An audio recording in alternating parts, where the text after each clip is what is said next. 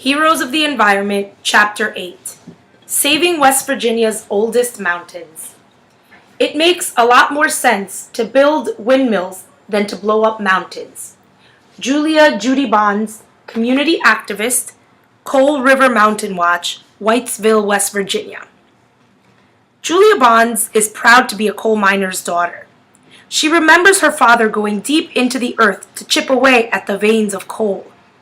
Most of the men were miners back then, she recalls, and the coal they mined made energy for people all over America.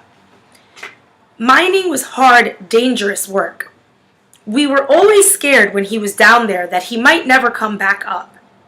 The job didn't pay very much either. Miners were poor. But in spite of the dangers and the poverty, Julia loved her town, Marfork Hollow, West Virginia, where 6 generations of her family had been born and raised. We felt safe and protected in our little valley with the mountains all around. But by the time Julia became a grandmother in the 1980s, everything was beginning to change. The coal companies decided that it cost too much to send men down into the mines, or even to dig down from the surface to reach the veins of coal. Instead, they began to blast the tops right off the mountains to get directly at the coal. They called this new way of doing things mountaintop removal mining. Every step of mountaintop removal mining is a disaster for the environment. First, the mountain is cleared of all vegetation, including the valuable hardwood trees and fertile topsoil, which are all pushed into the valley below. Then, holes are drilled in the mountain and filled with explosives. They put in 3 million pounds, 1.3 million kilograms, of dynamite every day, Julia says, except for Sunday. After the blast is set off, the rubble, called overburden, is picked up by giant machines and dropped into the valley below, creating valley fills that can be a mile wide and hundreds of feet high. These valley fills bury mountain streams, and as they settle, they sometimes collapse in heavy rains. When the mountaintop is gone, the coal is scooped up with heavy machinery and washed in a mix of water and chemicals to separate the coal from the rock and dirt. The coal is loaded into trucks or trains that speed down the mountain on their way to coal-fired power plants up and down the East Coast. What's left behind is a gooey, toxic mix of coal dust, chemicals, and water called sludge. And where is it stored? In hundreds of open ponds called impoundments, which are held in place by earthen dams. Julia is very concerned about the safety of these dams. There's a 2.8 billion gallon, 10.6 billion liter sludge dam sitting directly above Marsh Fork Elementary School, and we can see that it's leaking all over the face of it.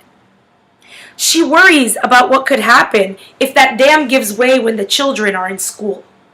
A few years back, she said, a dam like this collapsed and 147 people drowned. She remembers the string of events that warned her about the dangers of mountaintop removal mining. The first thing was all the people above us moving out, and then the bears coming down out of the mountains because they'd lost their habitat. There was coal dust over everything.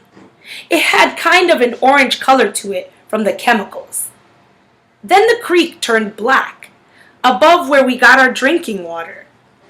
Then the blasting and the noise from the train taking the coal out. It was a nightmare. Like 9 years living in a war zone. The day finally came in 1998 when she knew she had to take action. She was wading in a favorite stream above her house with her grandson when he bent over and scooped up a bunch of dead fish. "Grandma, what happened to these fish?" he asked. Julia says her heart just about stopped beating. "Honey," she told him, "these fish were poisoned." In that moment, she realized that mountaintop removal mining was stealing the earth away from the children. She had to help take it back. Julia joined Coal River Mountain Watch, a citizens group dedicated to protecting Appalachia and its people from the ravages of mountaintop removal mining. Working from a small storefront, she was soon devoting 90 hours a week to talking with people throughout the coal mining areas, telling them how they could fight back. They could report leaking sludge dams or illegal blasting or overloaded coal trucks going dangerously fast on the mountain roads. A few neighbors did call in complaints, but others were afraid of what would happen to them if they spoke out against powerful coal companies. You could lose your job or your house. Julia's grandson is one of the very few young people in the region who has joined her protests against mountaintop removal mining. She worries about him constantly. Julia herself has received death threats. You have to understand that this is not like the rest of the USA, Julia explains. Coal is king here, and he rules with an iron fist. Nevertheless, Julia was able to win some important victories. In 2004, a bulldozer, operating illegally at 2:30 a.m., dislodged a boulder that rolled down the mountain and crashed into the bedroom of a sleeping child, killing him instantly. Julia and other activists organized a protest march. As a result of their action, the state mining board pressured the coal companies to stop illegal nighttime operations. After overloaded coal trucks rushing down the mountains had killed several children and damaged the mountain roads, Julia worked with the United Mine Workers Union to ban overloaded coal trucks. Her courage and effectiveness began to gain national attention and support.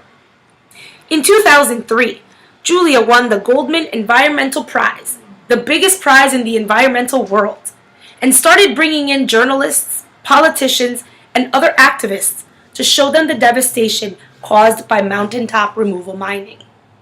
From the air, Julia's visitors could see that great sections of West Virginia now look like the surface of the moon. More than 470 mountains and thousands of mountain streams are gone forever. A popular local bumper sticker reads, "I have been to the mountaintop, but it wasn't there." Julia also started taking her message to colleges across the country. "Do you know where you get your electricity from?" she asks the students. "It's amazing how many people don't know." She went on to explain that half the electricity in the United States comes from coal-fired power plants, and that many of these power plants use coal from mountaintop removal mining. Burning this coal pollutes the air and water and gives off large amounts of greenhouse gases, which contribute to climate change. Beginning in 2005, Julia and other activists put out a call for young people to come to Appalachia to help fight mountaintop removal mining.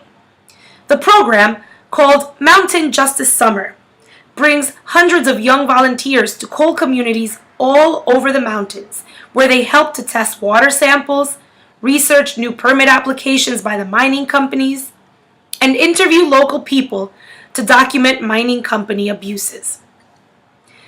22-year-old Jen Jackson, horrified by the stories she heard about fish being cut open, appearing normal from the outside, but black as coal on the inside, helped get the coal companies to deliver clean water to communities whose wells had been contaminated with mining sludge. Geography student Jen Osha, 26, is working with residents of Big Coal River Valley to map the areas of proposed new mines.